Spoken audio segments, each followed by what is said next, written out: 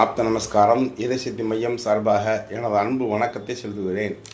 அழகினி சித்தர் எழுதிய பாட்டோட விளக்கம், அதை எப்படி செய்யறதுன்னு நம்மளோட ஆதி பிரணவ வாசியோதி கற்றுத்தரப்படுகிறது.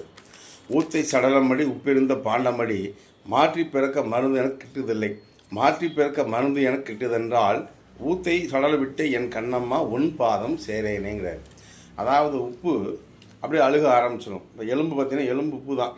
அப்படியே நாளாக அந்த உடம்பு ஊத்தங்கிறது உடம்பு, சடலம்ங்கிறது டெய்லி செத்துட்ருக்குது, சடலம் ஆகிட்டே இருக்குது.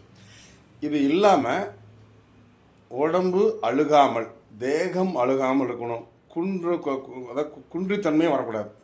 அதாவது குன்றுன்னு என்ன, வயசாக ஆக கண்ணு சரியாக பார்வை குறைவாகும், காது சரியாக கேட்காது, உடம்பு மெலிஞ்சு போயிடும், நடக்க முடியாது. இதெல்லாம் இல்லாமல் எப்படி இருக்கணும், அதே மாதிரி இருக்கணும். அப்படி யார் சொல்கிறீங்களோ உங்கள் பாதத்தை நான் உங்கள் பாதம் நான் தொட்டு கும்பிட்றேங்கிறாரு. நம்முடைய ஆதி பிரணவ வாசி வித்தை செய்தவர்களுக்கு தேகம் குன்றாது.